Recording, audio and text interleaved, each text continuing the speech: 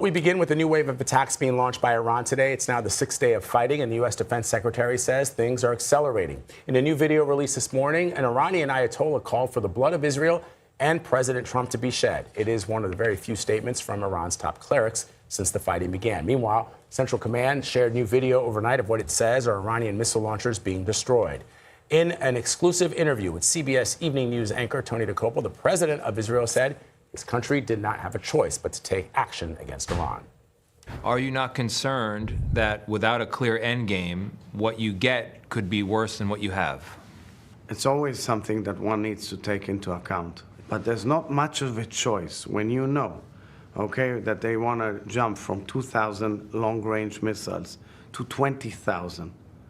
When you know that they have invested all their nation's resources and money in creating havoc in the Middle East as you try to make peace with Muslim countries. When you know that they have another new secret plan to rush to the bomb, you have to take action. CBS News senior national security correspondent Charlie D'Agata has the latest from Tel Aviv. It's been another noisy overnight here, another noisy morning as Iran has continued to try to target Israel. Israel's defense have been able to intercept the incoming missiles. The Iranian military actually showed video, what they say were missiles that were targeting the airport here. The United States military says that missile launches from Iran are down more than 70% since the conflict began. It doesn't feel that way here, especially now that Hezbollah has joined the fight. As 5 days into this war, the U.S. military says now that its missiles and fighter jets have now started to strike targets deeper into Iran. Iranian state media has updated the death toll to more than 1,200. Meanwhile, the United States is widening the war on land and at sea. Iran's foreign minister said more than 130 sailors were aboard an Iranian frigate that was sunk by a submarine, a U.S. submarine that torpedoed it. That's the first time a U.S. sub has sunk a warship since World War II. Sri Lankan authorities said they recovered around 80 bodies.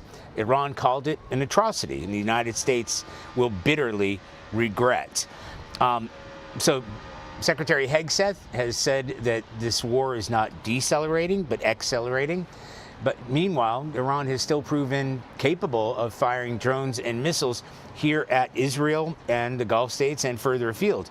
Yesterday, NATO said that they intercepted a missile that was actually headed to what U.S. officials say was a U.S. base inside Turkey, Incirlik. It was intercepted, and there's some unverified video that it may have landed somewhere between the border of Syria and Turkey in a field there. Now, officials that we spoke to, lawmakers, say that Secretary Hegseth and the chairman of the Joint Chiefs of Staff had actually briefed lawmakers at a closed-door meeting that defenses might struggle with defending against Iranians' drones. They might be a challenge, surely because the volume of what's going on there in terms of the incoming to Gulf states. Same time, the Pentagon has identified 2 remaining soldiers of the 6 that were killed on the March 1st drone strike in Kuwait. Chief Warrant Officer Robert Marzan, 54, of Sacramento. Major Jeffrey R. O'Brien, 45, of Iowa.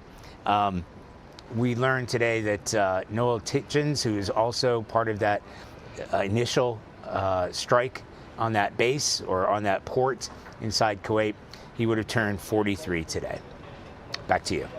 All right, Charlie D'Agata reporting from Tel Aviv for us. Let's bring in CBS News foreign correspondent Ramy Inocencio, who's been monitoring things from London.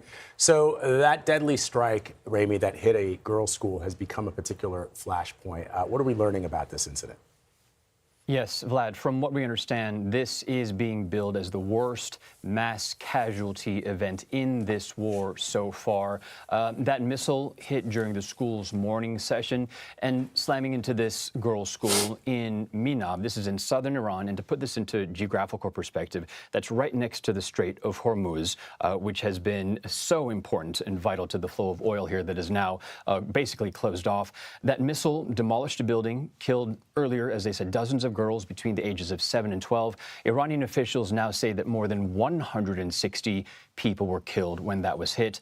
We've been seeing funerals being held for them, thousands of people coming out on the streets to mourn. Now, Iranian authorities have blamed the United States as well as Israel for this strike. And just yesterday, Secretary of War Pete Hegseth says that the U.S. is now investigating, but he did not say much else. He said yesterday, we, of course, never target civilian targets, but we're taking a look and investigating that. But Israel's military, they said that they were not aware of anything happening in the area, no military operations. But notably, the school was located near an Islamic Revolutionary Guard Corps base. So that may have been coming into play here. We're also hearing from Iran's ambassador to the UN, describing this as unjustifiable and criminal. Clearly so much anger here, and we know the investigation is still ongoing. All right, Ramy Inocencio reporting from London for us. Ramy, thank you very much. A live look now to Capitol Hill, where the House is preparing to vote on a war powers resolution that could halt President Trump's military operations in Iran. Comes a day after the Senate rejected a similar proposal. The 47-53 vote was mostly on party lines, with many Democrats claiming the war is not justified. They do not want their taxpayer dollars being used to fight a war against Iran that doesn't make our country less safe. So if they come to the Congress for a authorization of additional funding for this war, I would hope that every single Democrat votes no, tells the administration spend money on American citizens. The sooner this regime falls, the better. The fact that people don't embrace the regime falling and collapsing, making us safer, is stunning to me.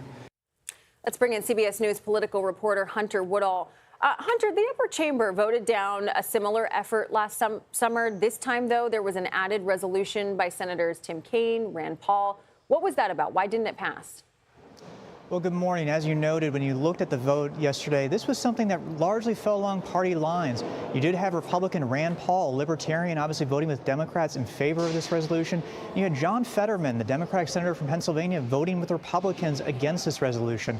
But by and large, what we're seeing here in recent days, especially after the actions of this weekend, is that for Republicans and many within Donald Trump's Make America Great Again movement, Republicans are standing with the president and his administration over their actions. This has been tested by, however, given obviously the anti-interventionist tendencies of a lot of the president's platform when he's run for president in the past 3 cycles. That's been a big tension point amongst Republicans, amongst much of his base. We're seeing this play out in recent days, but by and large, even though there have been questions, there has been some pushback from Republicans and the president's supporters, they're largely standing with the president. That was shown by this vote. Obviously, Republicans control the Senate. With this kind of vote like we saw yesterday, they're continuing to stand with them so far. All right, so the House is expected to vote today on its own version, but even if both chambers were to approve a war power resolution on Iran, of course, as we all know, the president could veto it, most likely would veto it. Would that vote mean anything in the long run? And that's a fascinating thing that we're seeing here on Capitol Hill, obviously, Vlad, because when you look at what's happened here, the resolution the House is going to vote on today is actually from Thomas Massie, a Republican congressman from Kentucky, also in that libertarian bent to the party, but it's mostly Democrats, really only Democrats who so far have been supporting this effort. House Democratic leadership is advising Democrats to vote yes on this resolution. But what we're seeing here is largely that Congress in both chambers, lawmakers are trying to push forward as trying to reclaim some of their power, some of their influence in Washington. During this, Trump administration 2.0, the president has largely leaned in on executive authority, leaned in on that power. Congress, given that Republicans hold both House and Senate, have seen fairly fine ceding a lot of that power to the president. We're starting to see Congress try and reclaim some of that. It remains to be seen how much they will. All right, Hunter Woodall, thank you. We're going to be watching those votes, certainly. All right, let's get to CBS News correspondent Natalie Brand, who is joining us now from the White House. So, Natalie, we've been discussing the administration's mixed messaging on the war. I mean, in fact, I read a really fascinating piece in Political Playbook this morning that in previous administrations, when there is some kind of conflict that the United States is engaged in, everybody is on the same message. Whoever you talk to, you get the same sound bites over and over again, whether it's the Speaker of the House, whether it's the Chairman of the Joint Chiefs, or whether it's the Secretary of Defense. And here, we're getting a bunch of different messages from a bunch of different people. What's going on? Well, the president, in his latest remarks, reiterated his message that he believes Iran would have struck first, saying, quote, yesterday, that if we didn't do it first, they would have done it to Israel and give us a shot if that was possible. Now, the administration in recent days, following this criticism about the mixed messaging and Secretary of State Rubio's explanation at the beginning of the week, has really leaned into this new messaging that the negotiations, the nuclear talks, were stalling, were not going well. The administration has accused Iran of negotiating in bad faith and trying to buy time to rebuild its nuclear program following the strikes last June on key nuclear sites. Now, when asked about the evidence, again, the administration has pointed back to the negotiations without giving, more details about the intelligence behind what led to this point. There's also the question, Vlad and Kelly, of what to call this. Some on Capitol Hill, including House Speaker Mike Johnson, have framed this as a limited operation. Take a listen. They have declared war on us. I don't believe in the semantics. We've talked about the language this morning. We're not at war right now. We're 4 days in to a very specific, clear mission. We're doing very well on the war front, to put it mildly, I would say. Somebody said, on a scale of 10, where would you rate it? I said about a 15. You heard the president there clearly call this a war. And as you were talking to Hunter, while the majority of Republicans over on Capitol Hill are supportive of this operation right now, some have signaled, that could change if it changes in scope, the military operation, and if ground troops get involved. Kelly and Vlad. So the administration is being criticized for its evacuation plan for Americans in the Middle East. We've heard a lot about how folks are stranded there. Can you share what the latest is on that? Yeah, the latest message I've seen from a State Department spokesperson is that they say they've helped more than 7,000 people with travel guidance who have reached out to the State Department's 24/7 task force trying to work on this issue.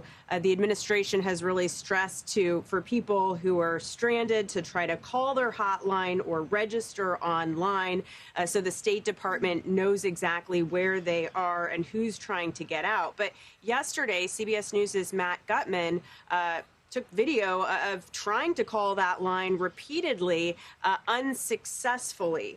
Obviously he's reporting from Israel. I do want to note that a CBS producer called this morning and did get through to a human from the United States. But again, the administration is saying that the issue with the hotline has been fixed, so try to call. But we know another challenge has been, the closure of airspace, and that's obviously impacting commercial airlines trying to arrange flights for people, and also, the ability of these charter flights to get in, land, and get people out.